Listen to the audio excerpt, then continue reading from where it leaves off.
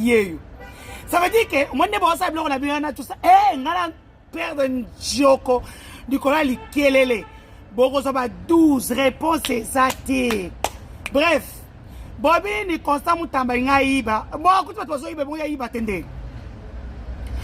Boba et mangana Brazzaville, ils ont Kinshasa déjà 50 000 $. Pourquoi tu es là, bakanga perote? Ndaiwela kenda, chibangwa kenda, bakanga etende nini? Et comme un cop shida. Oh non, 450 000. Moi, j'ai eu ce document-là il y a 2 semaines. Moutnanga kati, et pas soumouina moutatine de la kinga. Il y a 450 000, il y a posé à Raïs.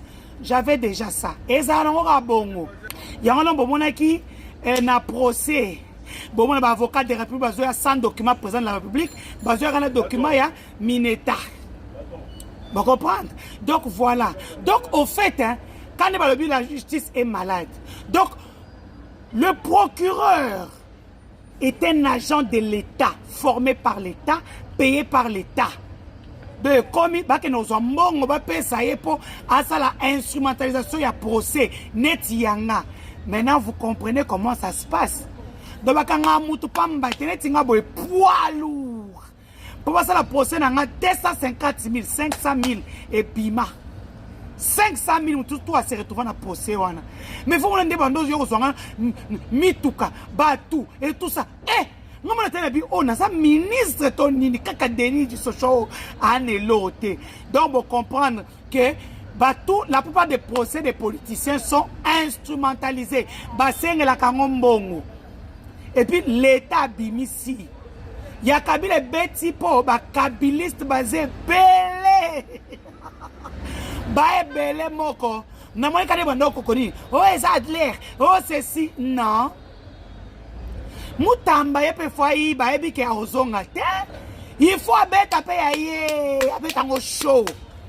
Entre-temps, pour avoir compris comment les Kabanga te États-Unis et boy les Kabanga. Donc, président de la République, il y a beaucoup de Congolais qui sont intelligents, qui parlent anglais. Baza est belé. On va négocier pour la RDC. Donc, on va par intérêt mboka pour la mutumorote. Tozong et lango. Hey, oh, maman. Nano bofingite aux États-Unis yo zelanga. Nous avons apporté Kaukabia, yo na o yelo wana. Je te fais un dossier. Tuna kiwe katanga. Ngana de game pambate. Je vais te désactiver. Tout ce que tu fais wana. Eza nyo se bakatie mutu akomi koningana. Na sta biso ba secret na bino. Bego maboke tu pona 10 000 €. 10 000 € de botindela banana. Ba 100 000. Entre Boketu et Perro Loire, qui est plus dangereux? Botiki Perro parce que vous travaillez avec Perro, Bringo Boketu Bino, Bokoyoka Moto, Bozela calme. Oh, Nanazanga Njopona Likelele. Marambo descendre Linko Tikate parce que Boza Koto Bo Sengi, après Bosa Tindika Chakal. Toi na Bino Maele dit. Viens nga je Koko na Yoki. Viens, Kudilo kwa Mesu, Kukunza. Kudilo kwa Mkulumpa, Kukunza Mesu. J'ai compris. Tolimbisio ya. Waka ya na biso, ya vie na biso. Oya qui vient. Hey! Boketu Wayambo, à vous. Gozui base ngaisu mutabeti nga na tongo na kutumbanda kuno obeta linga na neve na tumbinda kuno. Oh balu ba ide pesi babeti Boketu na tongo na 10 minutes na tumbi ambassade. Na blague wana te. On le retombe dans des crises inutiles.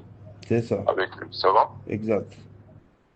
Alors là, il y a une tentative pour que je lis ça sur les réseaux, hein, ça va dans tous les sens. Le PG a saisi l'Assemblée contre moi et tout, ça va? Ça va. Tu m'entends, hein? Je vous entends, excellent, je vous suis très bien. J'ai lu effectivement sur les réseaux, oui. Tu m'entends? Oui, je vous suis, Excellence. Je crois que tu es en train de lire ça sur les réseaux. Exact. J'ai vu sur les réseaux, oui. Voilà. Donc, essaye d'appeler papa. Et lui, si c'est faux, alors qu'il puisse démentir ça. Mais si c'est vrai, qu'il puisse se rétracter. Okay? Ce n'est pas le moment que lui et moi nous puissions encore entrer dans un cycle de conflit, tout ça. Ça va? Exact. C'est pas bon. Moi, je vous appelle, c'est pour éviter que... Parce que les médias vont récupérer, tu vois, ça va aller dans tous les sens. Je ne veux plus, tu vois, on se connaît maintenant. Oui, on a parlé de ça, exact. Il y a eu ce qu'il y a eu. Mm. Ça fait beaucoup parler, et puis ça risque d'aller dans tous les sens, ça va être compliqué, monter, descendre, tu vois, ce ne serait pas une bonne chose. Ça ne sera pas bien.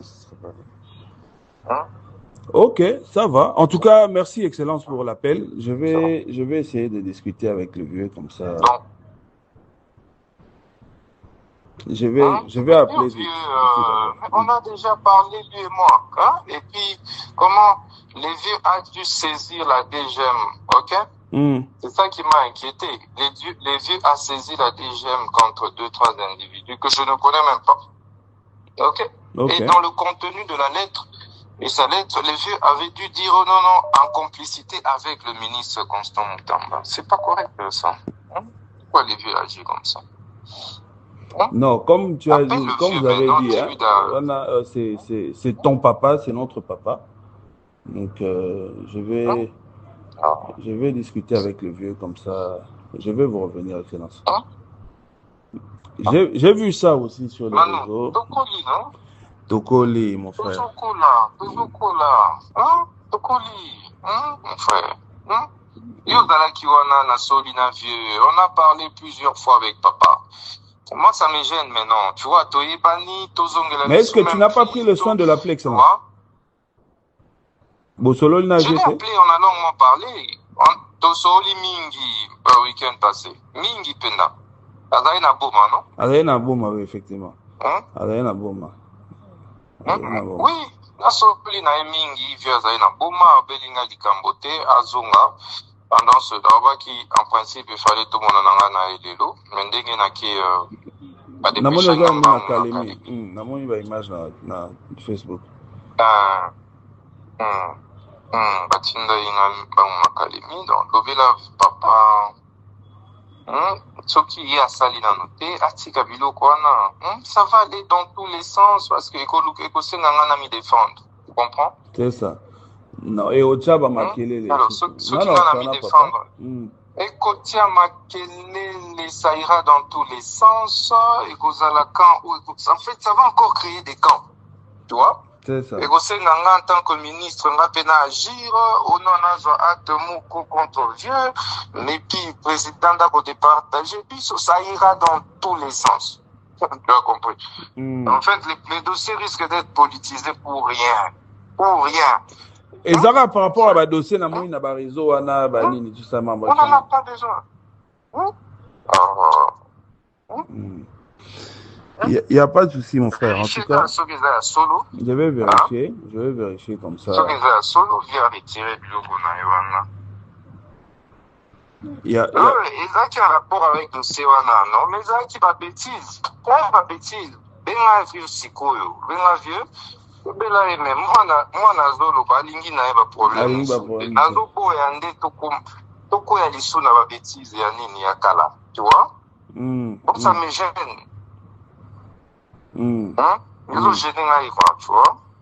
Ah, papa, Zanini, tout ça. La dernière fois, c'était la même chose. C'est Bandaïka Aboui. Tu vois? Quel est l'intérêt que toi, Nango, a créé quelqu'un inutile, papa? L'intérêt, Nini, je veux non. Gana lobela mazio, monanga le roi, Deti, monanga le roi, Manu. Hein? C'est ça. C'est le Camboyali, Obeninga. Obeninga, Naza Mwana. Nayoki Boy, Namoni, tout le monde a Melinga et Zaboy. Et puis ça passe.